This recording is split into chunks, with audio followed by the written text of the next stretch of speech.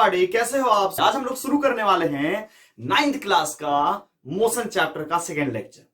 मैंने first lecture आपको motion का ऑलरेडी पढ़ा दिया था, जिसका लिंक मैं डिस्क्रिप्शन में दे देता हूं। उसमें मैंने बस बेसिक नॉलेज दिए थे थोड़े से फिजिक्स के बारे में, और जो भी फिजिक्स का कुछ लॉज वगैरह होता है उसके बारे में, है ना। अगर आप वो वीडियो अगर आप नहीं देखे हो तो जाकर एक बार जरूर देखना, बहुत ही शानदार वीडियो बनाया गया है। ओके, तो चलिए आज हम लोग शुरू करते हैं। और आज का लेक्चर कंप्लीटली बेस्ड होगा यूनिट एंड डायमेंशन पर। मतलब कि पूरा का पूरा इस लेक्चर में अपन यूनिट डायमेंशन के बारे में, डिराइव्ड यूनिट, फंडामेंटल यूनिट, मतलब पूरा का पूरा यूनिट और डायमेंशन के बारे में पर बात करेंगे। ओके, और दूसरी चीज कि ये जो लेक्चर है वो सीबीएसई और आईसीएसई बोर्ड के लिए है, क्लास 9 के लिए। ओके, चलो शुरू करते हैं।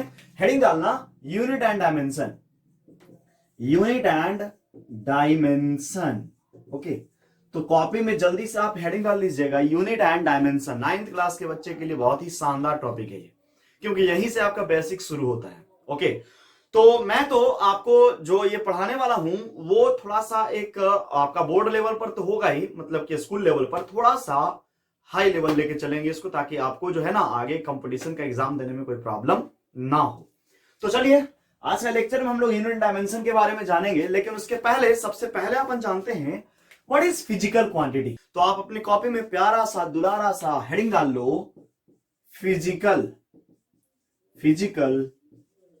क्वांटिटी। ओके, और ये बहुत ही बढ़िया चीज है। एक्चुअली आपने नाम सुना होगा फिजिकल क्वांटिटी का, बचपन में नाम सुना होगा। अरे बचपन मतलब सुना होगा कभी ना कभी, तो आपने सुना होगा तो आपको बताया गया होगा कि वैसे क्वांटिटी जब जिसको मेजर किया जा सकता है, वैसा quantity that can be measured, measure किया जाता है, क्या कहलाता है? फिजिकल क्वांटिटी कहलाता है। ओके, लेकिन मैं आज आपको थोड़ा सा एक और अलग डेफिनेशन इसका बताना चाहूंगा, ताकि आपको थोड़ा सा फील आए कि अच्छा ऐसा भी हो सकता है।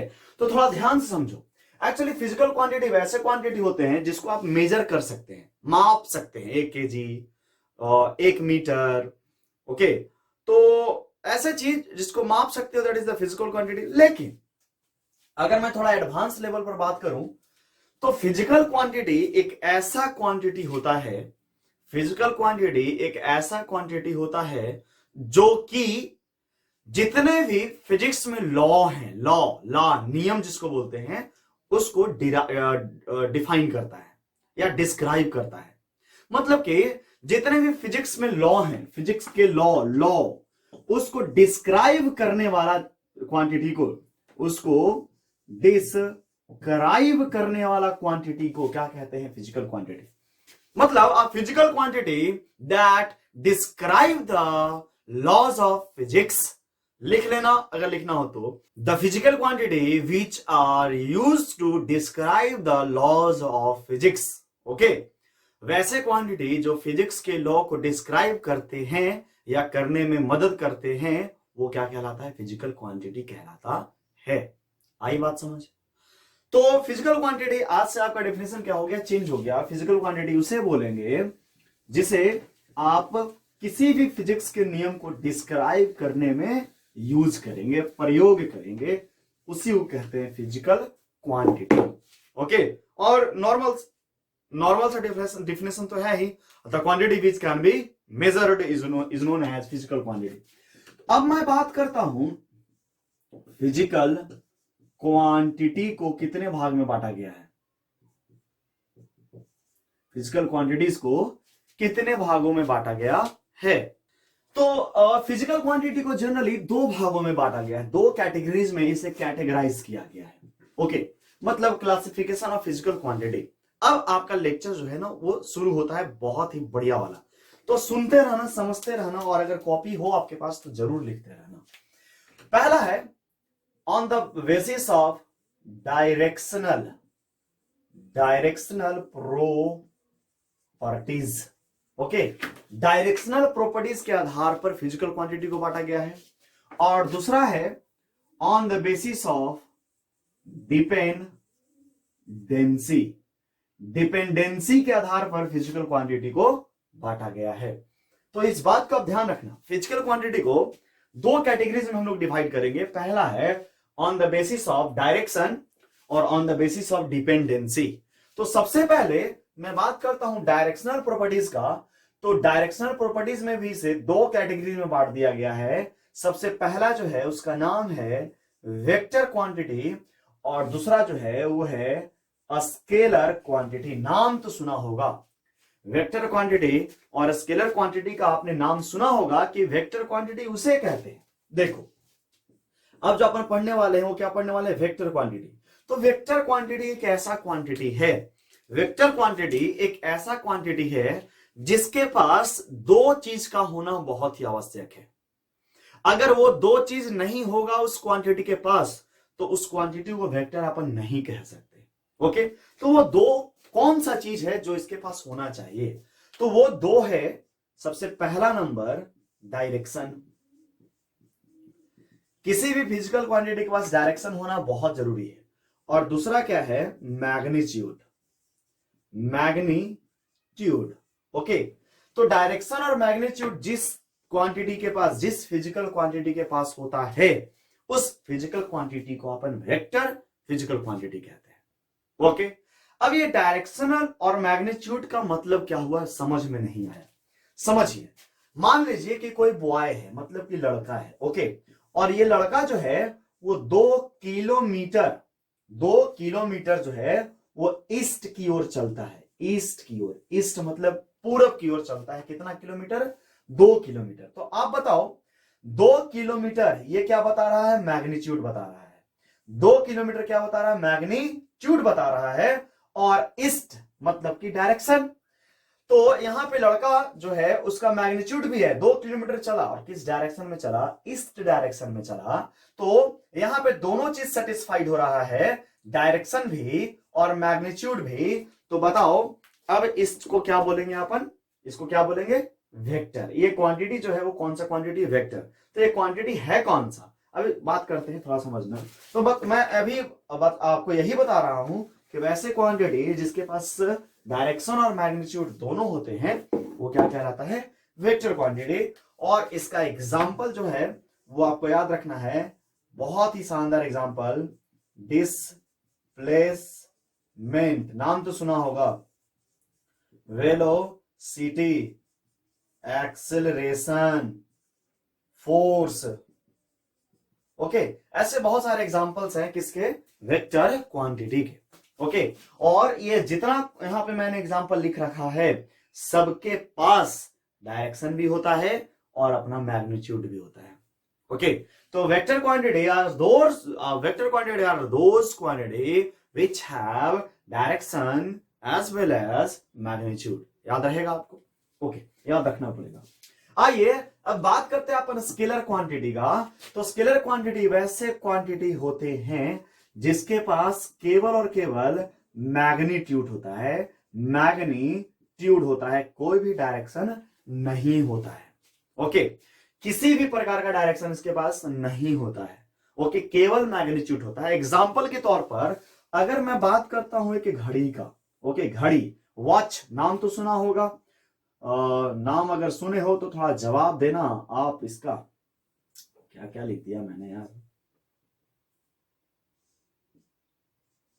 देखो घड़ी में जो है कांटा वो चलती है ना, वो बार बार टाइम टू टाइम हर एक सेकंड में सुई का जो कांटा, सेकंड का जो सेकंड वाला जो सुई होता है, निडिल होता है, वो बार बार घूमते रहता है।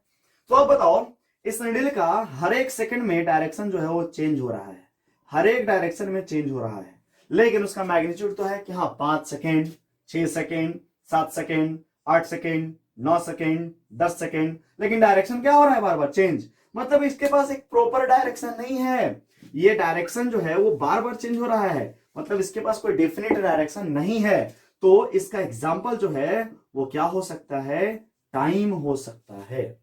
ओके, अगर मैं बात करूं दूसरा डायरेक्शन का, दूसरा एग्जाम्पल का, तो मान लो ये पॉइंट कोई ए है और यहां से हमको बी पॉइंट पर क्या है, जाना है।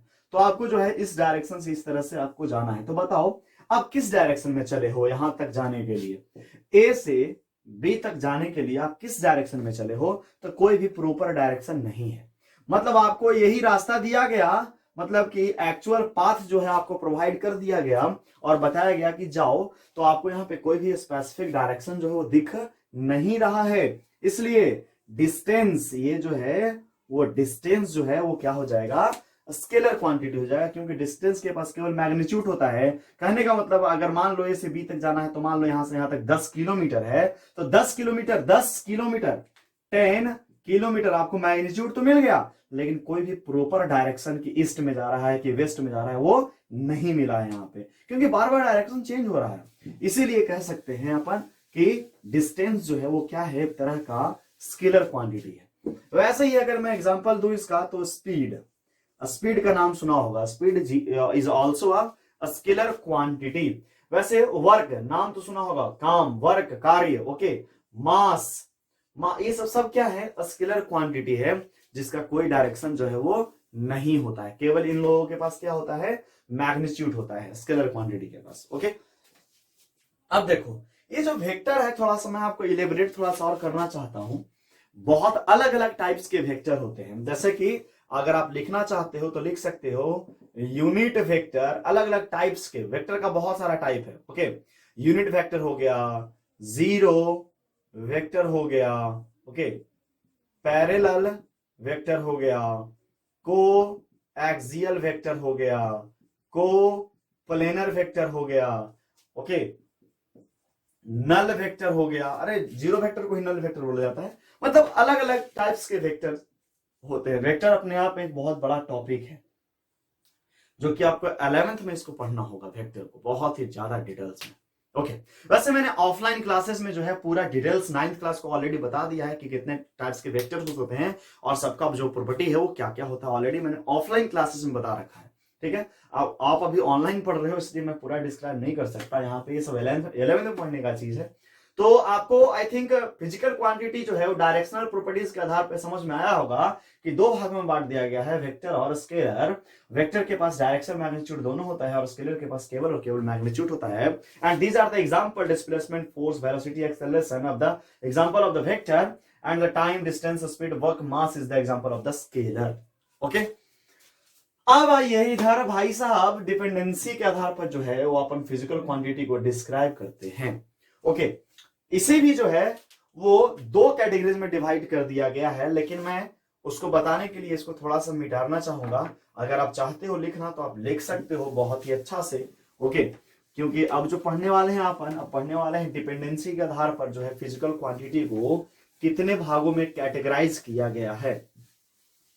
तो on the basis of dependency physical quantities are classified into two categories, okay. इसे भी दो कैटेगरीज में जो है वो कैटेगराइज कर दिया गया है। और सबसे पहला जो कैटेगरी है उसका नाम है फंडामेंटल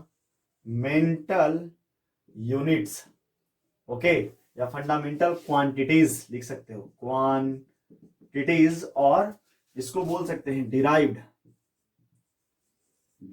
क्वांटिटीज, ओके।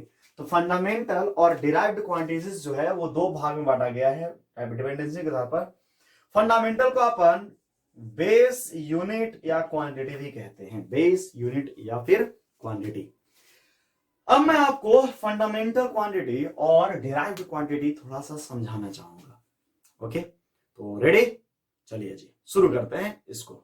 तो सबसे पहले अगर बात करते हैं फंडामेंटल क्वांटिटीज का, तो फंडामेंटल क्वांटिटीज उसे कहा जाता है जो अपने खुद के डिफिनेशन के लिए किसी और चीज पर निर्भर नहीं करता है, मतलब किसी अदर क्वांटिटीज पर निर्भर नहीं करता है, ओके। फंडामेंटल यूनिट उसी को कहते हैं। अगर मैं बात करता हूं तो सबसे पहले अपन पढ़ेंगे फंडामेंटल यूनिट के बारे में। तो सबसे पहले सुन लो, तो सबसे पहले अपन बात करते हैं फंडामेंटल यूनिट्स के बारे में। और फंडामेंटल यूनिट्स उसे कहा जाता है जो अपने खुद के डिफिनेशन के लिए किसी और अदर क्वांटिटीज पर निर्भर नहीं करता है। जैसे कि एक एग्जांपल मैं लेता हूं, speed, okay. Speed is equal to distance by time. मतलब स्पीड जो है वो कैसे बना, दो अलग अलग चीज के मिलने से, डिस्टेंस मिला और टाइम मिला, तब जाकर क्या बना है, स्पीड बना है, ओके। तो ये तो समझ गए कि सर स्पीड जो है वो दो चीज से मिलकर बना, लेकिन ये डिस्टेंस किससे बना है भाई, डिस्टेंस जो है वो किसी से मिलकर नहीं बना है, ये अपने आप में डिस्टेंस है। टाइम किसी से मिलकर नहीं बना हुआ है, ये अपने आप में टाइम है। मतलब टाइम को आप डिफाइन नहीं कर सकते। ओके, आप डिस्टेंस को डिफाइन नहीं कर सकते। डिस्टेंस को क्या कर सकते हो, क्या बोलते हो, एक्चुअल पाथ, ये डिफिनेशन नहीं हुआ। Okay, actual path travel by the object, इसी को कहते हो ना। लेकिन speed equal to, speed is the rate of change of distance with respect to time. मतलब इसको डिफाइन करने के लिए आपको दो अलग अलग क्वांटिटी का यूज करना पड़ा, rate of change of distance with respect to time. Okay, लेकिन डिस्टेंस को आप और टाइम को आप डिस्क्राइब नहीं कर सकते। तो हम कह सकते हैं कि वैसा क्वांटिटी जो अपने खुद के डिफिनेशन के लिए दूसरे पर डिपेंड नहीं करता है, वो क्या कहलाता है, फंडामेंटल क्वांटिटी कहलाता है। आप लिख सकते हो the quantity which cannot depends on the other quantity for their complete definition is called fundamental quantity. Okay, तो फंडामेंटल क्वांटिटी वैसे होंगे जो किसी और पर निर्भर नहीं करेंगे। ओके, अब इनका एग्जांपल मैं आपको लिख देता हूं। सबसे बढ़िया एग्जांपल है टाइम, अभी तुरंत मैंने आपको बताया था, डिस्टेंस, ओके, डिस्प्लेसमेंट, ईटीसी। ऐसे बहुत सारे चीज हैं जो किसी और पर निर्भर नहीं कर सकते करते हैं। ओके, तो ये तो फंडामेंटल क्वांटिटी है। ठीक, अब मैं बात करता हूं डिराइव्ड क्वांटिटी का। ठीक, तो फंडामेंटल क्वांटिटी क्या हुआ कि जो किसी पर निर्भर नहीं करता है अपने डेफिनेशन के लिए, लेकिन डिराइव्ड क्वांटिटी वैसा क्वांटिटी होता है जो अपने डेफिनेशन के लिए, मतलब इसको डिराइव करने के लिए, इसको डिफाइन करने के लिए वो कंप्लीटली फंडामेंटल पर निर्भर करेगा। मतलब इसको अगर डिफाइन करना है तो इसके लिए आपको इसका मदद लेना पड़ेगा। तो कह सकते हैं the derived quantity are those quantity which depends on the fundamental quantities, okay, for their complete definition। देखो मैंने ऐसे ही नॉर्मल लिख दिया है यार, ठीक है ना, मैं उतना लिखूंगा तो बहुत समय लगेगा। ओके, तो depends on the fundamental quantities for their complete definition. कौन, डिराइव्ड क्वांटिटी। ओके, तो डिराइव्ड क्वांटिटी वैसा क्वांटिटी होता है जो अपने पूरे डेफिनेशन के लिए किस पर निर्भर करता है, फंडामेंटल क्वांटिटीज पर। तो इसका एग्जांपल, बहुत शानदार एग्जांपल लिख लेते हैं अपन। सबसे बढ़िया है स्पीड, ओके, वेलोसिटी, ऐसे बहुत सारे एग्जांपल्स हैं जो कैसे हैं, आपका डिराइव्ड क्वांटिटी है। तो स्पीड दो चीज से मिलकर बना है, डिस्टेंस और टाइम। वेलोसिटी दो चीज से मिलकर बना है, डिस्प्लेसमेंट और टाइम। तो वैसा चीज जो दूसरे पर डिपेंड करता है, that is the derived quantity.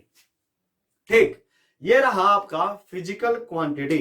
तो मैंने अभी आपको बताया फिजिकल क्वांटिटी के बारे में, वैसा क्वांटिटी जो कि फिजिक्स के लॉ को जो है डिस्क्राइब करने में मदद होता है, उसका क्या कहलाता है, फिजिकल क्वांटिटी कहलाता है, जिसको दो कैटेगरी में बांटा था, अकॉर्डिंग टू डायरेक्शनल प्रॉपर्टीज और अकॉर्डिंग टू डिपेंडेंसी। डायरेक्शनल में हम लोग स्केलर और वेक्टर को पढ़े, और डिपेंडेंसी में हम लोग फंडामेंटल और डिराइव्ड को पढ़े, जो कि किसी पर निर्भर नहीं करता फंडामेंटल, और ये जो है डिराइव्ड फंडामेंटल पर निर्भर करता है, डिपेंड करता है।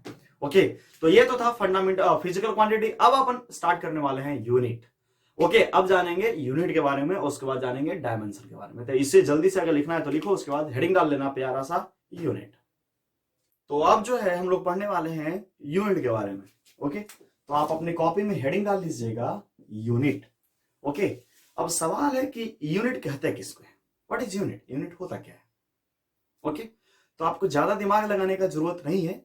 यूनिट के लिए मैं आपको एक बहुत ही शानदार कहानी सुनाना चाहता हूं, उसके बाद आपको यूनिट समझ में आ जाएगा कि क्या होता है। देखो, एक बार की बात है कि एक बहुत बड़े राज्य में एक राजा रहता था। ओके, और उस राज्य में बहुत सारे गरीब भी किसान भी थे और कुछ पैसे वाले भी थे। ओके, और उसी राज्य में एक कपड़ा बेचने वाला दुकानदार रहता था। ओके, तो लोगों को वो कपड़ा जो है वो देता था, लेकिन बहुत ज्यादा ठगता था। ठगता कैसे था कि जैसे पहले के जमाना में क्या होता था कि कोई भी चीज को मापा जाता था हाथ से।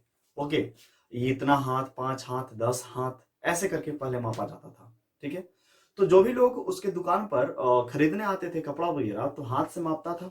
ओके, तो जो दुकानदार था वो कैसे ठगता था, क्या करता था कि उसने एक बौना को रखा था, बौना को। ओके, तो आपको पता ही है बोना का हाथ कितना बड़ा होता है।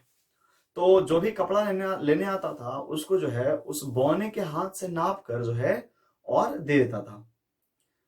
ओके, तो लेकिन पैसा जो था वो बिल्कुल उतना ही लेता था, समझ गए। तो क्या हुआ कि लोगों को ये ठगता था ऐसे कर करके, बौने का हाथ से नाप के लोगों को कपड़ा दे दिया और पैसा उतना का ही उतना लिया जितना ऑलरेडी उसका ओरिजिनल प्राइस था।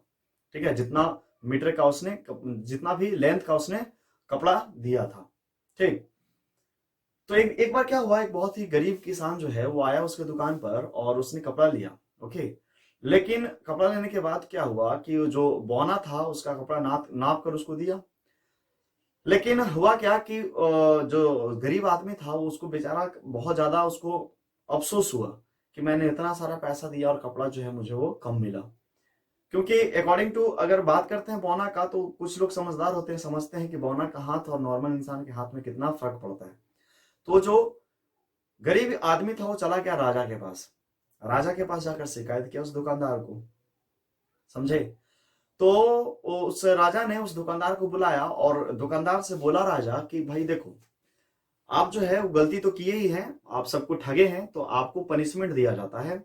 ओके, और पनिशमेंट यही है कि आप जो है वो क्या कीजिए, या तो आप राज्य छोड़कर, हमारे राज्य छोड़कर चले जाइए, या जो है वो हमारे पास जो हाथी है उसके इतना बराबर जो है वो क्या कीजिए, आप कपड़ा तौलिए, और वो तो जो तौला हुआ जो कपड़ा होगा वो जो भी जनता लोग हैं उनमें बढ़ जाएगा। ठीक है, तो दुकानदार जो है उसका तो जयराम जी की हो गया। ठीक है, तो जो भी हुआ उसके बाद, लेकिन राजा ने क्या किया उसके बाद कि एक स्टैंडर्ड लेंथ का एक रॉड बनाया, मतलब कि लोहार के पास गया और स्टैंडर्ड एक, मतलब कि बहुत ही स्टैंडर्ड लेंथ का एक रॉड तैयार किया और उस रॉड को पूरी दुकान में बंटवा दिया। और बोला गया कि जो भी कपड़ा लेने आएगा उसको इस रॉड से माप कर जो है वो कपड़ा देना है। एक स्टैंडर्ड बन गया कि इस रॉड जितना ही कपड़ा जो है वो 1 मीटर कहलाएगा, या जो भी उस टाइम का जो भी अपना होगा। ठीक है, तो वही एक स्टैंडर्ड होता है कि अगर आप किसी चीज को क्या कर रहे हो, माप रहे हो, तो एक स्टैंडर्ड ले लो कि भाई ये जो है इतना बड़ा लेंथ जो है वो 1 मीटर है। ओके, तो अगर 10 मीटर लेना है तो 1 मीटर से 10 को क्या कर दीजिए, मल्टीप्लाई कर दीजिए, मल्टीपल ऑफ विच। ठीक, तो दैट इज द यूनिट। तो यूनिट क्या होता है, किसी भी चीज का एक स्टैंडर्ड लेंथ होता है जिससे आप किसी चीज को मापते हो। तो हम लोग आजकल जाओगे आप कपड़े वाली दुकान में तो आपको एक रॉड मिलेगा, that is the 1 metre length. Okay, तो वो स्टैंडर्ड है, वो मापा गया है ऑलरेडी, स्टैंडर्ड है, हर दुकान में आपको उतना लंबा ही लेंथ मिलेगा। यही होता है यूनिट। मतलब यूनिट का मतलब क्या होता है कि किसी भी फिजिकल क्वांटिटी को मापने के लिए आपको एक रेफरेंस चूज करना पड़ेगा जो कि स्टैंडर्ड होता है। ओके, और उससे जितना भी देना हो उससे मल्टीपल कर दो, मल्टीप्लाई कर दो कि 10 मीटर, 5 मीटर, 100 मीटर, समझ गए। यही है आपका यूनिट। बात समझे। अब मैं बात करता हूं यूनिट का। देखो आपका डेफिनेशन जो है, यूनिट जो है नीचे आ रहा होगा, डेफिनेशन आप लिख सकते हो यूनिट का। ओके, यहां पर अगर लिखूंगा तो बहुत ज्यादा समय लगेगा, उतना समय हम लोगों के पास नहीं है। ठीक, अब मैं बात करता हूं यूनिट को, तो यूनिट को बहुत अलग अलग कैटेगरी में क्लासिफाई किया गया है। ओके, तो आप हेडिंग डाल लीजिए classification of unit, classification of unit. Okay, अब क्लासिफिकेशन ऑफ यूनिट का बात करते हैं तो there are various type of the classification of unit, और एक एक करके अपन जो है वो हम लोग बात करेंगे। देखो, सबसे पहला है एफपीएस सिस्टम। ओके, उसके सॉरी एफपीएस सिस्टम, उसके बाद है सीजीएस सिस्टम, उसके बाद है एमकेएस सिस्टम, और उसके बाद है एसआई सिस्टम। ओके, तो ये जनरली 4 प्रकार के जो है वो यूनिट्स होते हैं। और एफपीएस को ब्रिटिश इंजीनियरिंग यूनिट भी कहते हैं, British engineering system, British engineering system. Okay, तो ये ध्यान देना। अब मैं यहाँ पे चारों के बारे में थोड़ा बात करता हूं, आप लोग ऑलरेडी जानते होंगे, अगर नहीं भी जानते हो तो कोई बात नहीं, एक बार और देख लो। देखो, एक्चुअली पहले के जमाना में क्या होता था कि अलग अलग देशों में अलग अलग यूनिट्स होते थे। जैसे हम इंडिया हैं तो हम लोग मीटर यूज कर रहे हैं, तो अगले जगह कुछ और यूज होता था। बात समझे। लेकिन कुछ दिनों के बाद क्या हुआ, साइंटिस्टों ने सोचा और कहा कि भाई देखो, ऐसा है कि सब दुनिया में अलग अलग चीज माप रहे हो, तो अगर कोई भी व्यक्ति एक देश से दूसरे देश में जाता है तो उसको कठिनाई होती है। तो ऐसा करो कि एक ऐसा सिस्टम बनाओ जो पूरे दुनिया में वैलिड हो। और उसके बाद जो सिस्टम आया उसका नाम था एसआई सिस्टम, समझे, इंटरनेशनल सिस्टम ऑफ यूनिट्स। ठीक है, तो वो बात देखेंगे हम लोग क्या होता है इसमें। तो अब एफपीएस और सीजीएस, एमकेएस और एसआई के बारे में बात करते हैं तो ये सारे के सारे तीन चीज पर डिपेंड है। पहला आपका लेंथ, ओके, दूसरा जो है वो है मास, ओके, और तीसरा जो है वो है टाइम। तो तीन चीज पे कैसे कैटेगराइज किया गया है इन लोगों को थोड़ा समझिएगा। देखिए, अगर मैं बात करता हूं एफपीएस में तो यहाँ पे एफ जो है वो स्टैंड करता है फुट को, फुट, ओके, जिसको हम लोग फुट बोलते हैं ना, इतना फुट, 4 फुट, 5 फुट, ओके। तो फुट एक तरह का लेंथ मेजर कर रहा है, ओके। जो पाउंड है, पाउंड जो है वो क्या चीज कर रहा है, मास को मेजर कर रहा है, मास को, ठीक। तो ये पी जो है किसको रिप्रेजेंट करेगा, POUND, पाउंड, पाउंड बोले तो मास, ओके। और एस जो है वो क्या करेगा, सेकेंड को, मतलब टाइम बता रहा है वो। तो आपको बात समझ में आई कि एफपीएस यूनिट जो है वो क्या क्या बताया, लेंथ में फुट बताया, मास में पाउंड बताया, और टाइम में जो है वो सेकेंड बताया, सेकेंड, SECOND, ठीक है। अब यहां पे आ जाइए सीजीएस में। तो सीजीएस जो है वो क्या करता है, सीजीएस यूनिट ये भी आपको वैसा ही चीज बताता है। सीजीएस क्या बताएगा, C stands for the centimetre, centimetre. अब बताओ, सेंटीमीटर भी एक तरह का क्या है, लेंथ है, okay. G stand for the gram, okay. तो ग्राम भी क्या है, मास ही है। ग्राम मतलब 5 ग्राम, 10 ग्राम, वो मास को रिप्रेजेंट कर रहा है ना। और एस जो है वो क्या है, सेकेंड है, ओके। तो ये भी जो है एस यहाँ पे सेकेंड हो गया। अब आ जाइए एम के एस सिस्टम में। अगर मैं बात करता हूं एम के एस सिस्टम का, तो एम जो stand for the metre, okay, ये मीटर को रिप्रेजेंट करता है, मीटर बोले तो लेंथ।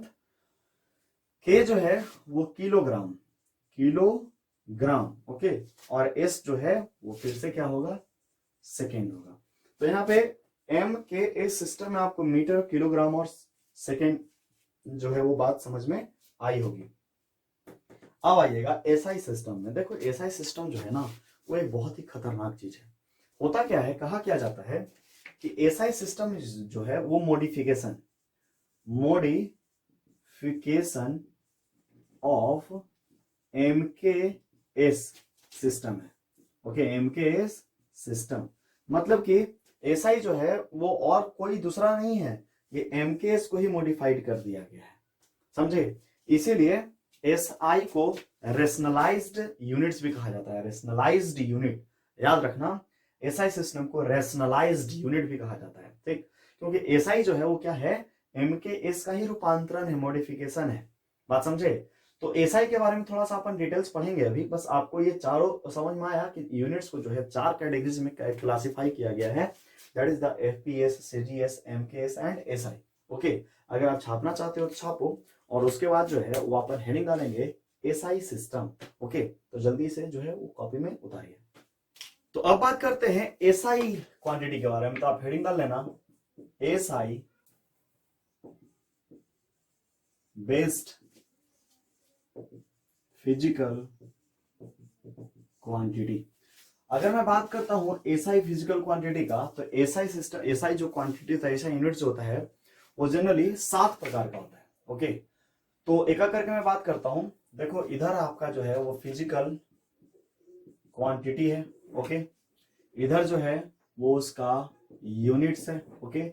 और इधर जो है वो क्या है, सिंबल है, ओके। और इधर जो है वो सीरियल नंबर है। तो ध्यान दीजिएगा, एक एक करके मैं बात करूंगा सातों का।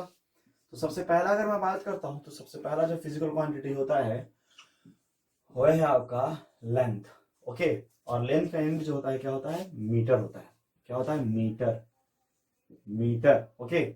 और आपको पता होना चाहिए कि मीटर का जो सिंबल होता है वो स्मॉल m से अपन रिप्रेजेंट करते हैं। वैसे ही जो दूसरा है वो है आपका टाइम, ओके। और टाइम को अपन किस में मापते हैं, सेकेंड में मापते हैं, जिसका यूनिट क्या होता है, सिंबल क्या होता है, स्मॉल एस। क्या होता है, स्मॉल एस या एस जनरली। तीसरा जो है वो है आपका मास, ओके। और मास को हम लोग कैसे मापते हैं, किलोग्राम में मापते हैं, जिसका सिंबल हो जाता है केजी, ओके। चौथा जो है वो है टेम्परेचर। टेम्परेचर, और टेम्परेचर को जनरली हम लोग केल्विन, केल्विन में मापा जाता है इसे, इसका यूनिट जो है केल्विन है, और इसको स्मॉल के या फिर थीटा से भी डिनोट किया जाता है, सिंबल है टेम्परेचर का।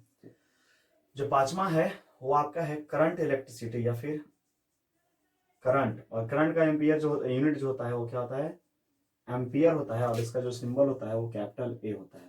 ठीक, तो छठा है उसको हम लोग बोलते हैं light luminous intensity, luminous intensity, और ल्यूमिनस इंटेंसिटी का जो होता है कैंडेला। ओके, और कैंडेला का जो होता है यूनिट सिंबल वो सीडी होता है।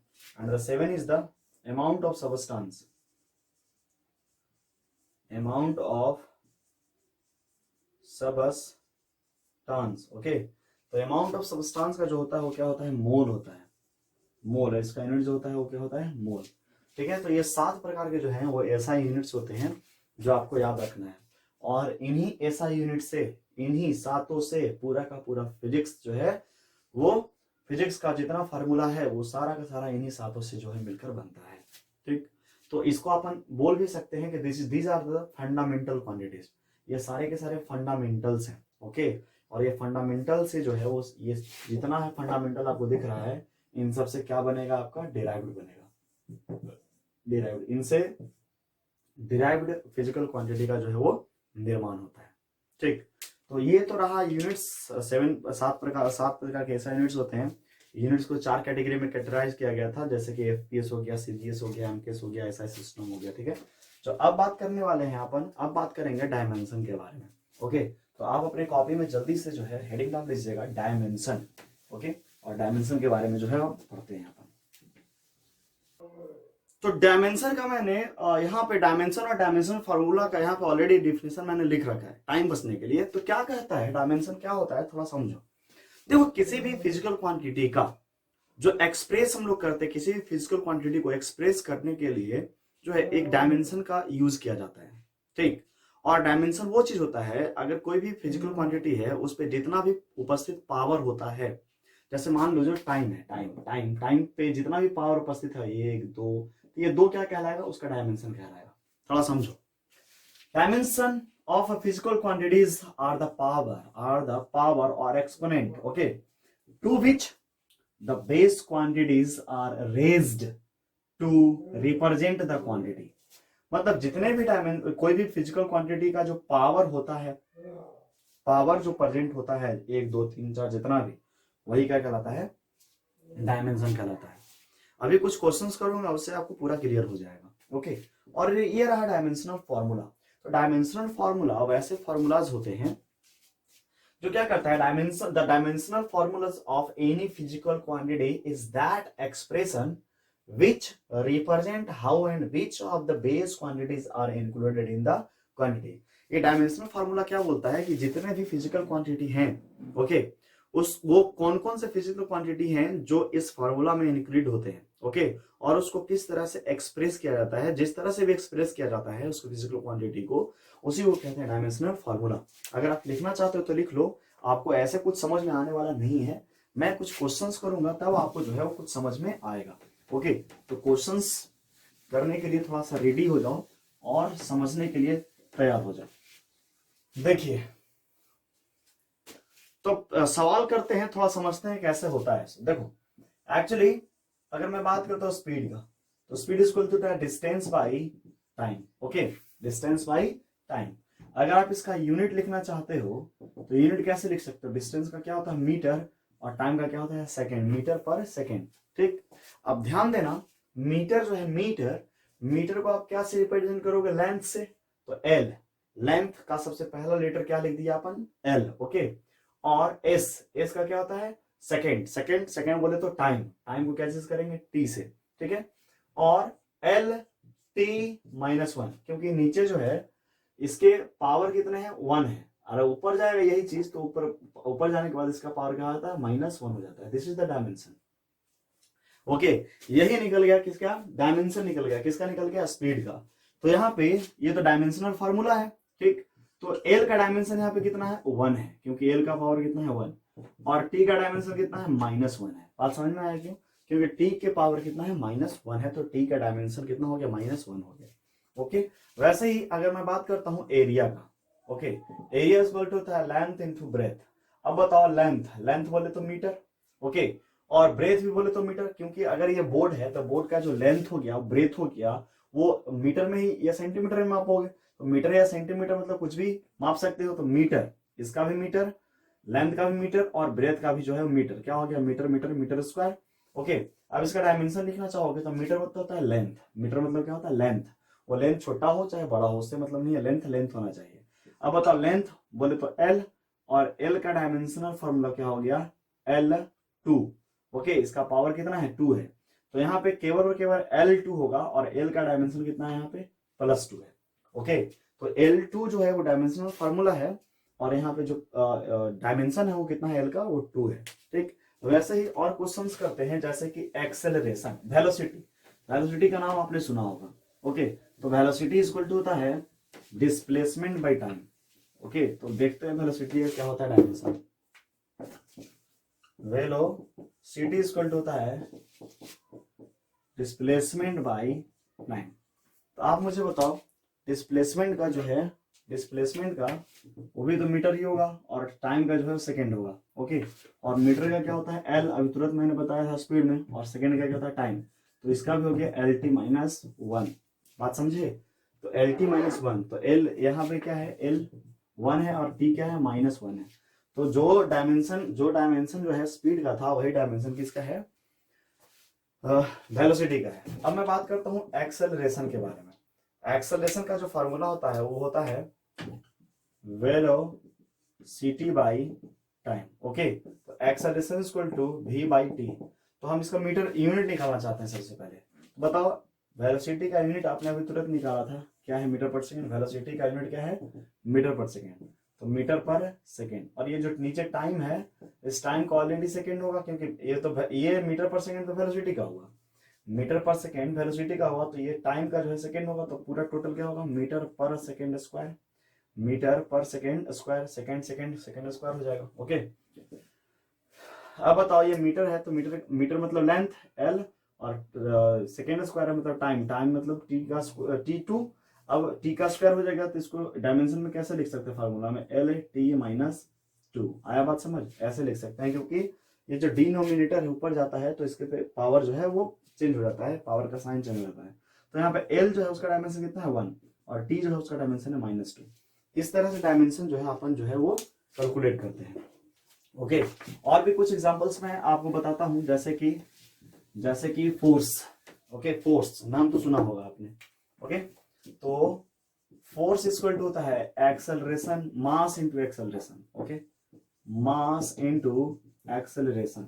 ओके, अब देखो मास, तो मास का ऑलरेडी हम लोग जो है वो केजी लिखते हैं। मास अभी तुरंत बताए थे एमके सिस्टम में, मास को क्या बोलते हैं, केजी। ओके, और एक्सेलरेशन जो है उसका भी तुरंत निकाला था आपने, मीटर पर सेकेंड स्क्वायर।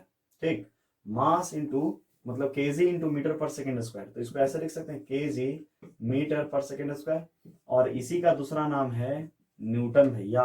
ओके, जिसको अपन स्मॉल n से रिप्रेजेंट करते हैं, मतलब जो बोलते हो ना फोर्स का यूनिट न्यूटन होता है, तो न्यूटन को मीटर, केजी मीटर पर सेकेंड स्क्वायर से भी आप रिप्रेजेंट कर सकते हो।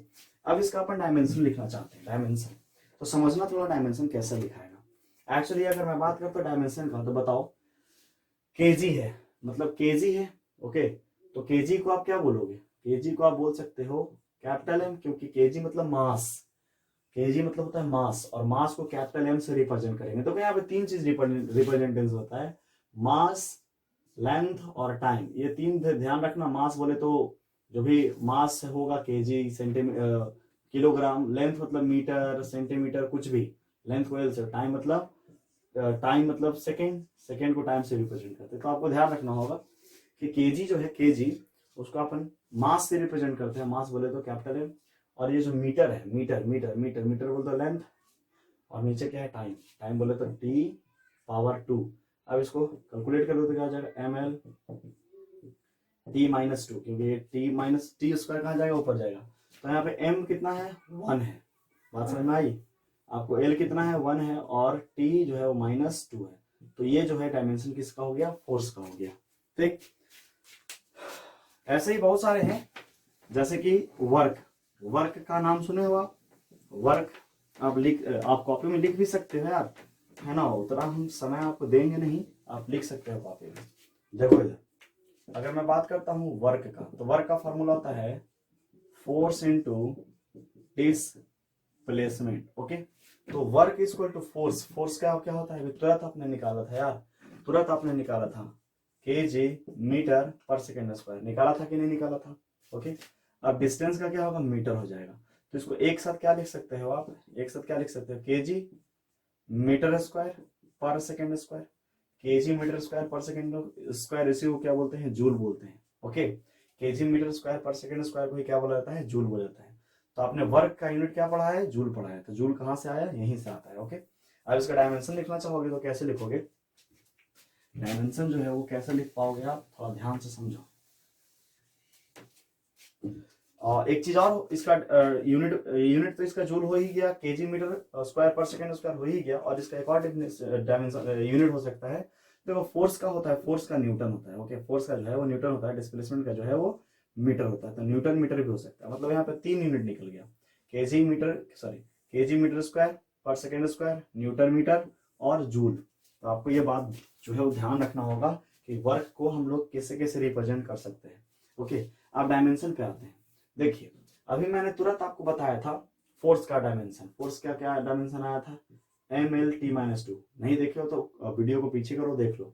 ओके, और डिस्प्लेसमेंट का क्या होता है, मीटर होता है। ओके, मीटर, मीटर बोले तो लेंथ l। ओके, तो बताओ इसको कैसे लिख सकते हैं, mL/L2 हो जाएगा, L नहीं होगा, और t-2, तो यहाँ पे डायमेंशन फार्मूला क्या निकल गया, mL² t-2। तो m का डायमेंशन कितना है, 1 है। ओके, L कितना है, 2 है, और T कितना है, -2 है। ऐसे इस तरह से डायमेंशन जो है निकलता है। ठीक, तो आई थिंक आपको ये कैसे हुआ सो समझ में आया होगा, थोड़ा मैं थक गया हूं, तो आज का लेक्चर इतना तक ही रहने देते हैं, बाकी अगले क्लास में हम लोग पढ़ेंगे, अगले लेक्चर में पढ़ेंगे। तब तक के लिए धन्यवाद।